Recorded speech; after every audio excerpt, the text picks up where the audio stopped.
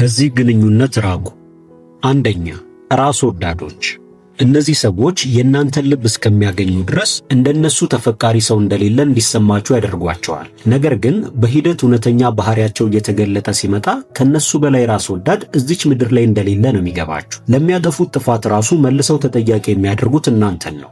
እነዚህን ሰዎች ተናግሮ ማሳመን ድንጋይ ላይ ውሃ እንደማፍሰስ ስለሆነ ባትደክሙ ይመረጣል። ምክንያቱም በፍጹም እናንተን ለማዳመጥ ፈቃደኞች አይደሉም። ያመናችሁበትን የልብ ሐቅ በመናገር ብቻ ካጠገባቸው ራቁ። የበለጠ ነገሩን ለማብራራት በሞከራችሁ ቁጥር የመሰላቸውን ከማውራት ውጪ ሊያዳምጧችሁ እንኳን ፈቃደኞች አይደሉም።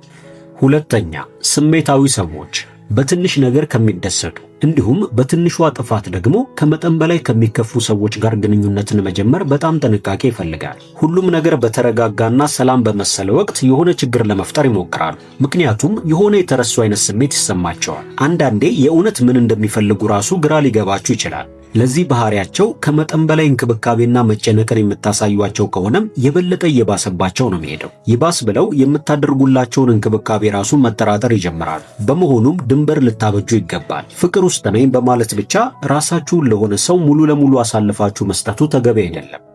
ሶስተኛ፣ ከሰዎች ተጽዕኖ ውጡ። በእንደዚህ አይነት ግንኙነት ውስጥ ብዙ ጊዜ የሌሎች ሰዎች ተጽዕኖ ከፍተኛውን ድርሻ ይዛል።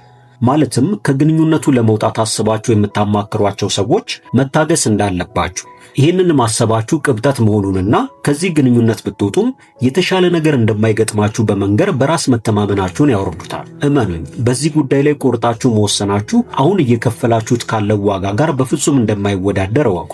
የትኛውም የፍቅር ግንኙነት የእናንተን ደስታ የሚጠብቅ በራስ መተማመናችሁን የሚገነባና ነገ ላይ የተሻለ ራዕይ እንዲኖራችሁ የሚያደርግ እንጂ በፍጹም ክብራችሁን ዝቅ የሚያደርግ ሊሆን አይገባው።